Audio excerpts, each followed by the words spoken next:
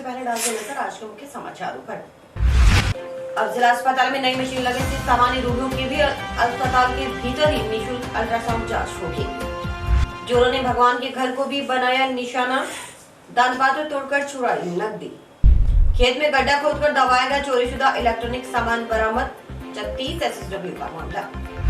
6500 litre लाहन की Anas, 400 litre हथकढ़ शराब, 4 plastic टंकी जब्त कर 3 अभियोग किए दर्ज। अब खबरें विस्तार से।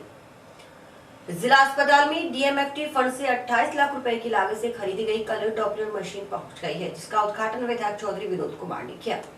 अब कलर सोनोग्राफी के लिए रोगियों को जिला अस्पताल से बाहर नहीं जाना पड़ेगा। इससे अल्ट्रासाउंड के साथ ही हार्ट संबंधी रोगियों की इकोकार्डियोग्राफी जांच भी हो सकेगी। अस्पताल प्रबंधन ने मशीन को इंस्टॉल करवाने की प्रक्रिया शुरू कर दी है। टाउन स्थित महात्मा गांधी स्मृति राजकीय जिला अस्पताल में गुरुवार को आधुनिक अल्ट्रासाउंड मशीन का उद्घाटन हुआ। करीब 28 लाख रुपए की लागत से क्रय की गई अल्ट्रासाउंड मशीन का उद्घाटन चौधरी विनोद कुमार ने किया। मशीन का उद्घाटन करने के बाद विधायक चौधरी विनोद कुमार ने कहा कि यह बड़ी खुशी की बात है कि आज जिला अस्पताल में नई आधुनिक अल्ट्रासाउंड मशीन शुरू हुई है। इससे क्षेत्रवासियों को काफी फायदा मिलेगा। कलर डॉपलर सोनोग्राफी मशीन आने से अस्पताल में इलाज कराने आने वाली गर्भवती महिलाओं को आधुनिक तकनीक से जांच करवाने की सुविधा मिलेगी। अभी पुरानी मशीन से जांच की जा रही है। खास बात है कि अभी तक जिला अस्पताल में निःशुल्क अल्ट्रासाउंड जांच महज JSY के तहत गर्भवती और प्रसूता महिलाओं को ही दी जा रही थी, लेकिन अब नई मशीन लगने से सामान्य रोगियों को भी अस्पताल के भीतर ही निःशुल्क अल्ट्रासाउंड जांच हो सकेगी। हालांकि सामान्य रोगियों को इको जांच के लिए RMRS की ओर से निर्धारित शुल्क देना होगा।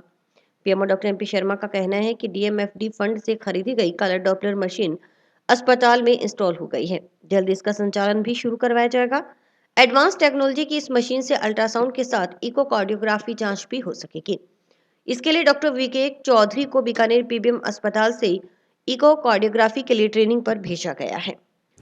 हमारे जिला अस्पताल के लिए बहुत ही हर्ष का विषय है कि आज अल्ट्रासाउंड मशीन, आधुनिक मशीन जिसकी कीमत 28 लाख रुपए है, जो माननीय विधायक महोदय चौधरी विनोद कुमार जी और माननीय मंत्री महोदय श्री BD कल्ला साहब यहाँ पे जब आए थे तो DMFT फंड से हमें 38 लाख रुपए मंजूर किए गए थे। उस फंड में से 28 लाख की मशीन आई है और एक एनेस्थीसिया की मशीन और आएगी, 1-2 दिन में वो आ जाएगी, वो इंस्टॉल होगी।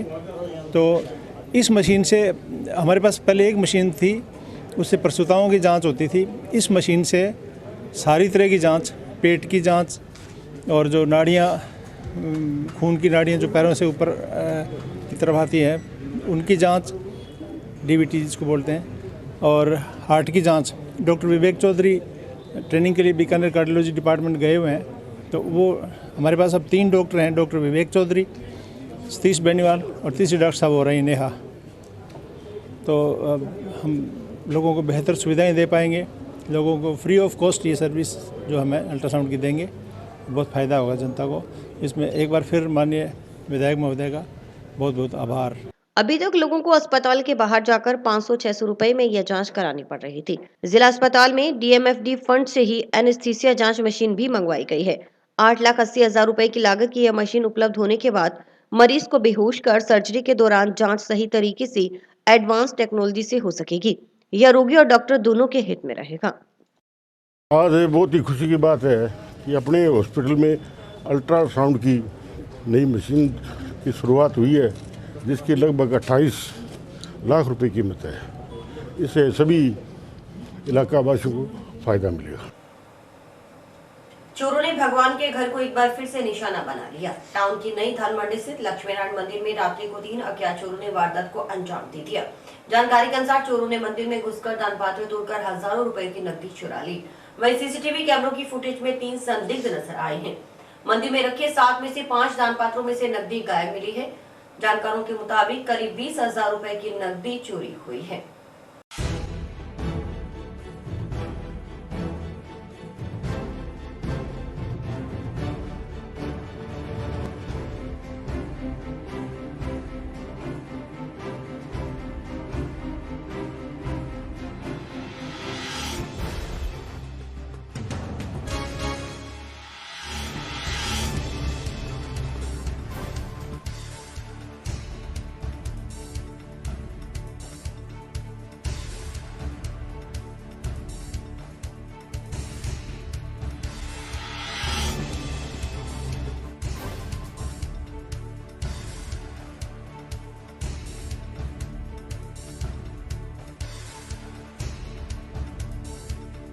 अज्ञात चोरों ने बुधवार गोयरा टाउन के नई धान मंडी स्थित लक्ष्मी नारायण मंदिर को निशाना बनाते हुए दान पात्रों से हजारों रुपयों की नकदी पर हाथ साफ कर दिया।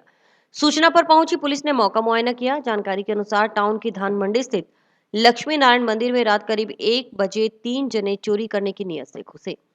मंदिर परिसर में स्थापित भगवान लक्ष्मी नारायण, राम मंदिर, हनुमान व माता जी की मूर्तियों के सामने रखे दान पात्रों के पास पहुंचे। वहां रखे 7 दान पात्र उठाकर पीछे की तरफ ले गए और 5 दान पात्रों को उन पर लगे ताले तोड़कर खोला गया। पांचों दान पात्र में भरी नकदी निकाल ली। इसके बाद 3 जने वहां से चले गए। सुबह मंदिर के पुजारी विपिन बिहारी पहुंचे तो मंदिर का कैंची गेट खुला हुआ था। अंदर कांच का शीशा भी टूटा हुआ मिला, जबकि दान पात्र गायब मिले। पीछे जाकर देखा तो 7 में से 5 दान पात्र खुले हुए थे तथा उनमें दक्षिणा के रूप में भरी नकदी भी गायब थी। दान पात्रों में सिर्फ चिल्लर पड़े हुए थे। चोरी का पता चलने पर मंडी के व्यापारी मौके पर इकट्ठा हुए। सूचना पर टाउन पुलिस और फूड ग्रेन मर्चेंट एसोसिएशन के अध्यक्ष आशीष हिसारिया, पूर्व अध्यक्ष पवन कंदोई भी मौके पर पहुंचे। मंदिर में लगे सीसीटीवी कैमरों की फुटेज जांची तो पता चला कि 3 अज्ञात जनों ने रात करीब 1 से 2 बजे के बीच चोरी की वारदात को अंजाम दिया। इस संबंध में अज्ञात चोरों के खिलाफ मामला दर्ज करने के लिए थाने में परिवाद सौंपा गया है। आज सुबह जब हम लोग यहाँ प्रातःकाल आरती के समय जब 6 बजे करके यहाँ 6 बजे का समय है और आज से माघ मास प्रारंभ हो रहा है, तो हमारे यहाँ हर महीने माघ मास में प्रतिदिन हवन होता है। तो आज सुबह जैसे हम घुसे हैं तो जो मेन गेट है, जो कैंची गेट है, वो हमें खुला मिला। हमारे बड़ी पंडित जी विपिन बिहारी जी यहाँ पहुँचे हैं तो उन्होंने देखा है कि वहाँ वो गेट खुला है। तो उन्होंने अंदर आए, अंदर आकर के जैसे अंदर वो स्लाइड वाले गेट खोले हैं तो उन्होंने देखा कि यहाँ एक भी दान पात्र नहीं है। मतलब जो लक्ष्मी नारायण भगवान के आगे, राम मंदिर के आगे, हनुमान जी के आगे और माता जी के आगे और भगवान शंकर वाला जो खुला हुआ था और ये सब चारों गायब थे। तो उन्होंने देखा कि पता नहीं कहाँ चले गए। तो ये पीछे आकर के देखते हैं तो ये सारे इस हालत में मिले हैं। इनमें से नोट है जो सब ले गए हैं और सिक्के चिल्लर वगैरह वो सब छोड़ गए हैं। गेट खोलने की उन्होंने प्रयास किया कि स्लाइड वाले गेट खुल जाए, पर वो खुले नहीं है। तो जो कांच वाला शीशा है उसको तोड़ करके वो अंदर घुसे हैं। ये 3 लोग हैं और तीनों लोगों ने बहुत ही समझदारी से अपना ये काम करके यहाँ से और सब नोट वगैरह ले गए हैं। अब कम से कम इसमें 20,000 के आसपास की दक्षिणा थी कि काफ़ी दिनों से ये दान पात्र खोले नहीं गए थे। तो अब किस विधि से ये लेके गए हैं और क्या इनकी योजना रही है, बाकी और किसी प्रकार से उन्होंने कोई प्रयास नहीं किया है। कितने दान पत्र खोले थे? ये हमारे यहाँ 7 हैं, जिसमें से इन्होंने 5 को खोल करके ये ले गए हैं और 2 हैं जिनमें उन्होंने प्रयास किया होगा पर वो खुल नहीं पाए। और ये 7 में से 5 को खोल करके ले गए हैं। ये कौन सा मंदिर है? ये लक्ष्मी नारायण मंदिर, नई धान मंडी, हनुमानगढ़ मंदिर है ये। और ये आज रात में ही हुआ है ये सब काम। सीसीटीवी फुटेज आई है? हाँ, इसमें सीसीटीवी में देखा गया है कि 3 लोग अंदर घुसे हैं और घुसते ही जो मेन गेट के ऊपर जो सीसीटीवी कैमरा है उसका उन्होंने तार तोड़ा है। फिर वो अंदर आए हैं। अंदर आकर के उन्होंने देखा है कि इन गेट को हम कैसे खोलें। इसके लिए उन्होंने इधर उधर देखा है कि कोई चीज़ मिल जाए उनको तोड़ने के लिए, तो शीशा तोड़ के हम अंदर जाएं, पर वो कुछ मिला नहीं है। तो अब पता नहीं किस तरीके से उन्होंने गेट को, शीशे को तोड़ा है और शीशे को तोड़ करके छोटी सी जगह में से वो तीनों के तीनों अंदर आए हैं और अंदर आकर के और तीनों ने ये सब काम किया है। बताया जा रहा है कि नई धान मंडी में जिस जगह लक्ष्मी नारायण मंदिर स्थित है उसके आसपास बने मंडी के गेटों पर चौकीदार तैनात रहते हैं। बावजूद इसके चोर वारदात को अंजाम देने में कामयाब हो गए। यह बात भी सामने आ रही है कि वारदात के समय मंडी के चौकीदार सोए हुए थे। 2 साल पहले भी चोरी हुई थी, उसके अंदर ये घंटे वगैरह और जो स्पीकर वगैरह है छोटे चोर थे वही लेके गए थे। उस टाइम ये दीवारें मेन गेट की छोटी थी, उसके बाद भी हमने दीवारें बड़ी बनाई है। और कल रात को फिर 1 बजे से 2 बजे तक के बीच में फिर चोरी हुई है, जिसके अंदर गले के अंदर 24 या 25,000 रुपये का लगभग अनुमान है। उसका चौकीदार वगैरह मंदिर चौकीदार जो है वो मेन गेट पे बैठते हैं जी, मंदिर में चौकीदार नहीं होता। तो फिर भी चोरी होगी चौकीदार के? चौकीदार मेन गेट पे बैठता है। ये हर गेट पे चौकीदार होते हैं। चौकीदार रात को सो जाते हैं। ये बात तो इस संदर्भ में बात करेंगे अध्यक्ष से? हाँ, इससे फूड गेन के जो अध्यक्ष है, ये फूड गेन से संचालित है, फूड गेन से ही बात करेंगे। गौरतलब रही कि कुछ समय पहले टाउन क्षेत्र में ही जंक्शन रोड स्थित इच्छापूर्ण बालाजी मंदिर, श्याम बाबा मंदिर और सिंधी मोहल्ले स्थित झूलेलाल मंदिर में चोरी की वारदातें हो चुकी हैं। हालांकि इनमें से पुलिस श्याम बाबा मंदिर और इच्छापूर्ण बालाजी मंदिर में हुई चोरी की वारदातों का खुलासा कर चोरों को पकड़ चुकी है। मदिरा की बिक्री बंद होने के कारण अवैध हथकढ़ तथा स्प्रिट में मिलावट करके बनने वाली अवैध मदिरा के निर्माण और विक्रय की रोकथाम के लिए आबकारी विभाग द्वारा कलेक्टर जाकिर हुसैन और एसपी प्रीति जैन के पर्यवेक्षण में प्रभावी निरोधात्मक कार्रवाई की गई। जिला आबकारी अधिकारी चुमनलाल मीणा ने बताया कि हनुमानगढ़ में रेड गश्त कर निरोधात्मक कार्रवाई की जा रही है। अवैध मदिरा की बरामदगी और विक्रय पर रोकथाम के लिए आबकारी विभाग द्वारा विशेष संयुक्त रेड का आयोजन किया गया है, जिसमें गांव गंगागढ़ में दबिश दी तो एक चालू भट्टी मिली जिसमें 400 लीटर हथकढ़ शराब बरामद की गई। वहीं 10 कच्ची भट्टी नष्ट कर करीबन 8500 लीटर उत्तेजित वॉश को मौके पर ही नष्ट कर 3 अभियोग पंजीकृत किए गए हैं। मीणा ने बताया कि कलेक्टर, एसपी और अतिरिक्त आबकारी आयुक्त अजीत सिंह राजावत के निर्देशन में आबकारी विभाग की ओर से लगातार कार्रवाइयां की जा रही हैं। इस कार्रवाई में जिला आबकारी अधिकारी के साथ सहायक आबकारी अधिकारी नरेंद्र प्रताप सिंह, आबकारी निरीक्षक मधु उज्जवल व थानाधिकारी पुलिस थाना टाउन में जाप्ता मौजूद रहे। माननीय जिला कलेक्टर महोदय और मैडम एसपी साहब के निर्देशानुसार और हमारे जो एडिशनल कमिश्नर साहब हैं अजीत सिंह जी राजावत, उनके साथ मैं और डीवाईएसपी साहब नरेंद्र जी प्रताप सिंह जी के साथ मैं दल बल हमारे ईपीएफ जाप्ता और सीआई साहब टाउन के साथ हमने गंगागढ़ में छापा डाला और हमने घरों में हमारे पास मुखबिर की सूचना सर घरों में हमने सर्च किया तो उस घरों में हमको 4 सिंथेटिक्स टैंकों में भरी हुई शराब मिली, अवैध देसी हथकढ़ थी। उसको हमने मौके पे ही जब्त करके और उनके खिलाफ केस दर्ज कर लिया। चूँकि जो ही हमने वहाँ दबिश डाली तो सब लोग भाग चुके थे, उनको वहाँ मौके पे कोई नहीं था, लेकिन हमने वो हमारी देसी शराब को कब्जे में लेकर के बड़ा जखीरा हमने वहाँ से कार्रवाई की। उसको लेकर के हमने उनके खिलाफ केस दर्ज कर दिए। अलग अलग व्यक्तियों के खिलाफ 3 अभियोग हमने दर्ज कर लिए 2 ईपीएफ में और एक हमारे सीआई मौजूद थी, उन्होंने अभियोग दर्ज कर लिया। इस तरह हथकढ़ के खिलाफ हम प्रभावी कार्रवाई करते रहेंगे। इसी में इसके साथ ही हमको पुलिस का भी पूरा सहयोग मिला। इस अभियान के तहत हमारी बड़ी कार्रवाई ये हुई है। कोरोना महामारी से बचाव के लिए सरकार द्वारा चलाए गए कोरोना वैक्सीन का कार्य जिला मुख्यालय पर युद्ध स्तर पर चल रहा है। वहीं स्वास्थ्य कर्मियों का प्रथम चरण का कार्य 29 जनवरी को कंप्लीट हो जाएगा। सीएमएचओ डॉक्टर नवनीत शर्मा ने बताया कि स्वास्थ्य कर्मियों के बाद पुलिस प्रशासन और राजस्व विभाग के कर्मचारियों और अधिकारियों का डाटा अपलोड किया जाएगा। इसके बाद वैक्सीनेशन किया जाएगा। उन्होंने बताया कि कल शाम को जिला मुख्यालय पर 9,500 वैक्सीन और आ पहुंच गई हैं। सीएमएचओ ने बताया कि कोरोना वैक्सीन को लेकर जिले में अभी तक कोई साइड इफेक्ट का मामला सामने नहीं आया है। उन्होंने बताया कि वैक्सीन पूरी तरह से सेफ है। सीएमएचओ ने बताया कि कुछ स्वास्थ्य कर्मियों के अभी तक टीकाकरण नहीं हो पाया है। उसमें से ज्यादातर आशा सहयोगी हैं, क्योंकि वे अपनी मांगों को लेकर हड़ताल पर चल रही हैं। ऐसे में उनके टीकाकरण नहीं हो पाया। हालांकि सरकार ने आशा सहयोगियों को टीकाकरण करवाने के लिए अब 100 रुपए का इंसेंटिव देने की भी घोषणा की है। वैक्सीन जो प्रथम चरण की जो वैक्सीन थी वो युद्ध स्तर पर वैक्सीनेशन हो रहा है।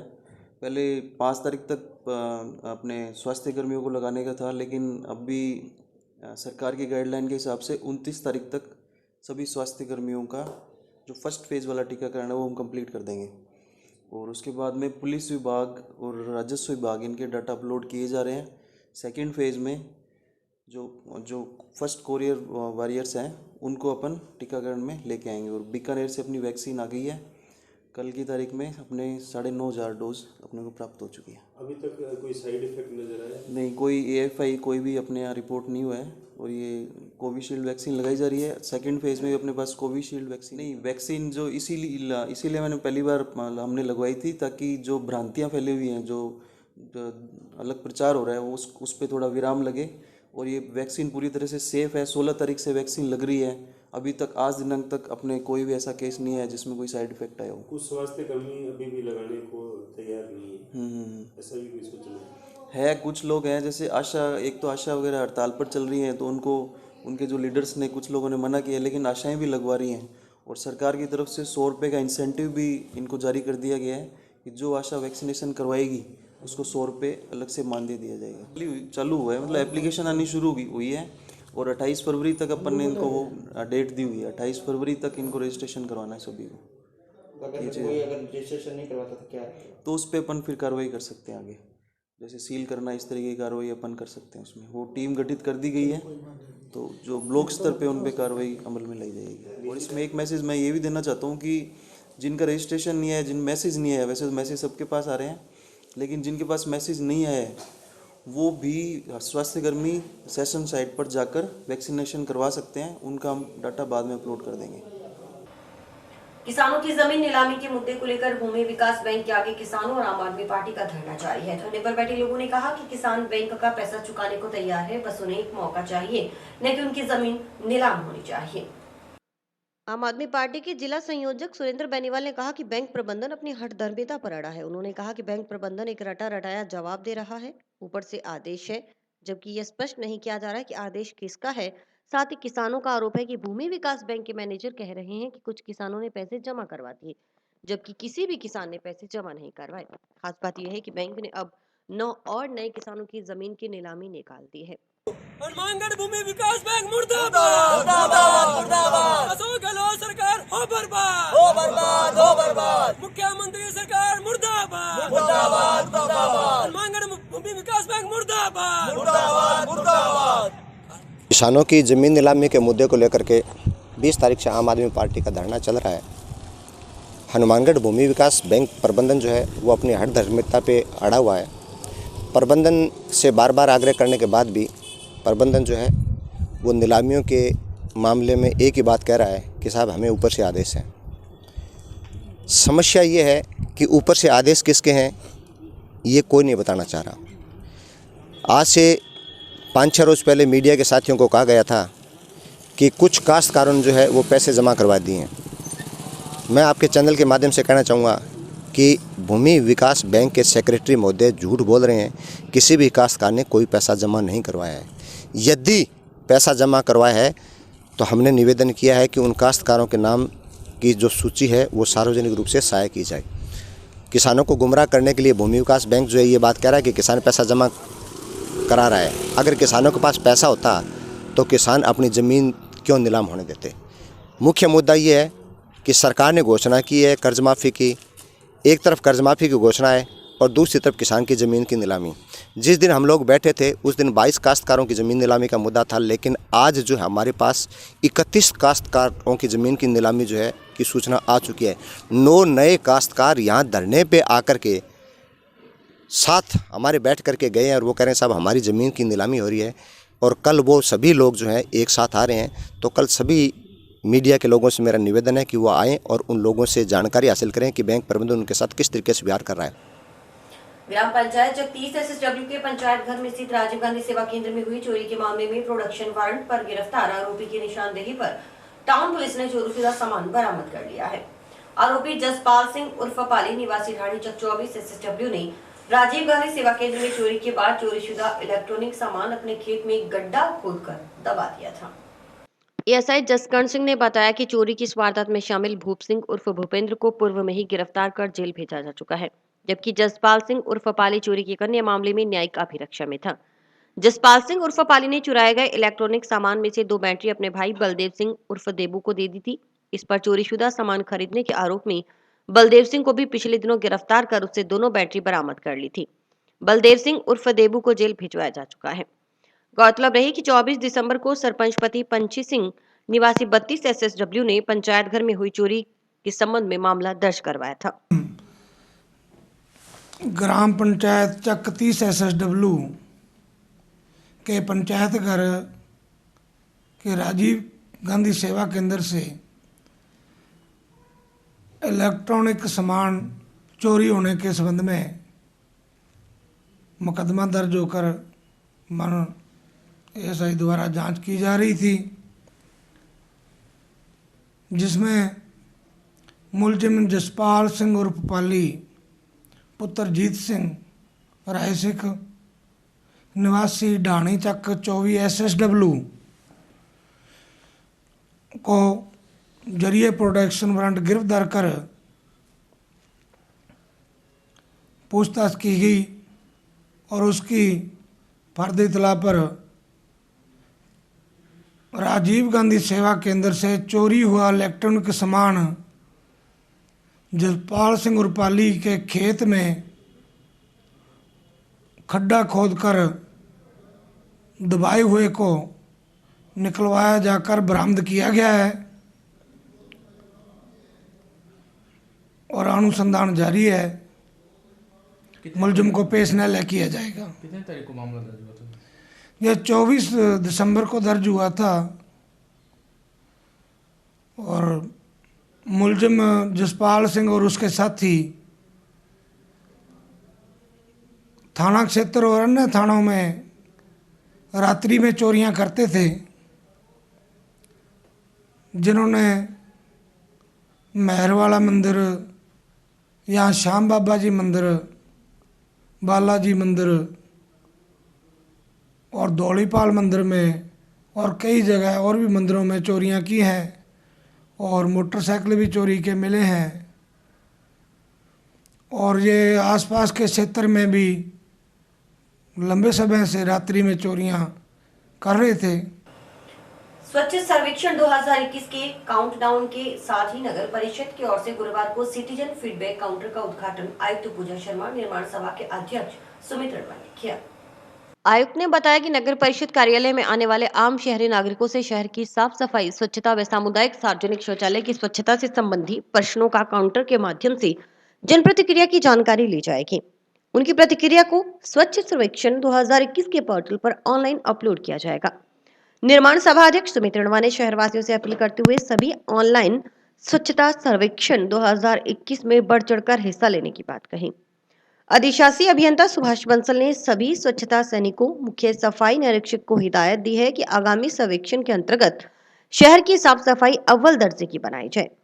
स्वच्छ भारत मिशन शाखा के रामकर्ण यादव ने बताया कि स्वच्छता सर्वेक्षण 2021 के अंतर्गत सिटीजन फीडबैक के 1800 अंक हैं, जो कि सर्वेक्षण 2021 की रैंकिंग के मुख्य अंक के अंतर्गत शामिल किए जाएंगे। सभापति गणेश बंसल ने मुख्य सड़क आदि पर कचरा न फेंकने की अपील भी की। भारत सरकार और राज्य सरकार के निर्देशानुसार हमारे पूरे देश में स्वच्छ सर्वेक्षण 2021 का जो है आगाज हो चुका है। उसी संदर्भ में नगर परिषद हनुमानगढ़ की ओर से सिटीजन फीडबैक हेतु 2 काउंटर आज चालू किए गए हैं, एक हनुमानगढ़ टाउन और एक जंक्शन सब ऑफिस में। इनमें नगर परिषद में आम नागरिक जो जितने भी अपने यहाँ किसी काम से या व्यक्तिगत रूप से सिटीजन फीडबैक के रूप में आते हैं तो वो ऑनलाइन अपना फीडबैक दे सकते हैं कि शहर की सफाई व्यवस्था कैसी है, शहर में सीटीपीटी की सफाई व्यवस्था कैसी है। कहीं ना कहीं एक तरह से फीडबैक है नगर परिषद के द्वारा किए गए उन कार्यों का, जिनके द्वारा नगर परिषद को फीडबैक मिलेगा और बेहतर करने का प्रयास करेंगे। स्वच्छ सर्वेक्षण 2011 में सिटीजन फीडबैक के लगभग 2000 नंबर हैं, अर्थात इसका तात्पर्य ये होगा कि स्वच्छता रैंकिंग में इनका जो फीडबैक जाएगा उसका अहम रोल रहेगा। उसी के द्वारा शहर की स्वच्छता रैंकिंग और बेहतर होगी। तो नगर परिषद के सभापति महोदय और आयुक्त महोदय का भी निवेदन अपील है कि सभी लोग अपने मोबाइल से ऑनलाइन या ऑफलाइन जैसे भी हों स्वच्छता रैंकिंग में सिटीजन फीडबैक में बढ़ चढ़ कर हिस्सा लें और एक बेहतर और सबसे उत्तम रैंकिंग तक पहुँचाने में अपना योगदान दें। भ्रष्टाचार निरोधक ब्यूरो की हनुमानगढ़ चौकी के अतिरिक्त पुलिस अधीक्षक गणेशनाथ सिद्ध को एसीबी से कार्यमुक्त कर उनकी सेवाएं महानिदेशक पुलिस को दी गई हैं। इस संबंध में गुरुवार को गृह विभाग के संयुक्त शासन सचिव पुलिस रामनिवास महता की ओर से आदेश जारी किए गए। वहीं सिद्ध की जगह एएसपी तेजपाल सिंह को हनुमानगढ़ लगाया गया है। एसीबी से पदस्थापित एएसपी तेजपाल सिंह का तबादला उदयपुर से हनुमानगढ़ एसीबी चौकी में किया गया है। वहीं एसीबी टोंक से पदस्थापित एएसपी विजय सिंह मीणा का स्थानांतरण राजसमंद किया गया है। उधर एएसपी गणेश सिद्ध के अलावा एसीबी में पदस्थापित आरपीएस अधिकारी लादूराम मीणा, कैलाशदान जुक्तावत और राजेश चौधरी को भी एसीबी से कार्यमुक्त कर उनकी सेवाएं महानिदेशक पुलिस को दी गई हैं। इसके अलावा गृह विभाग के संयुक्त शासन सचिव पुलिस की ओर से जारी एक अन्य आदेश में चयन के उपरांत 19 अतिरिक्त पुलिस अधीक्षकों को एसीबी में पदस्थापित किया गया है। जंक्शन के मुख्य बाजार में गुरुवार को सारस्वत क्लॉथ का शुभारंभ क्लॉथ मर्चेंट एसोसिएशन अध्यक्ष सुभाष नारायण, कोडाराम सारस्वत सहित अन्य अतिथियों ने विधिवत पूजा अर्चना कर फीता काट कर किया। सारस्वत क्लॉथ मर्चेंट के संचालक कोडाराम सारस्वत के अनुसार उनके प्रतिष्ठान पर उच्च गुणवत्ता का कपड़ा रियायती दरों पर उपलब्ध होगा।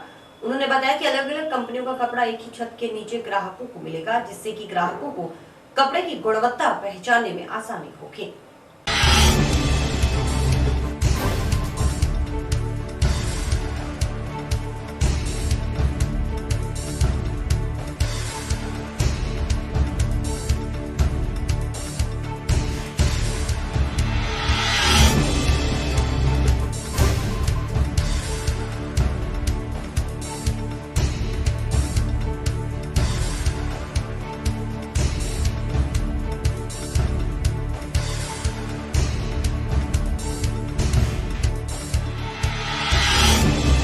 हमारी गुरुद्वारा गली में सारस्वत क्लॉथ मर्चेंट का शुभारंभ हुआ है, उसके लिए मैं सब भाइयों को धन्यवाद देना चाहूँगा और मैं कामना करता हूँ कि भगवान इनको तरक्की प्रदान करे और इनका बिजनेस बढ़िया चलाए और इन्होंने जो मेरे को मान सम्मान दिया उसके लिए बहुत बहुत धन्यवाद इनका जी। और इसी के साथ समाचार समाप्त हुए। रोजाना देखते ही समाचार। नमस्कार।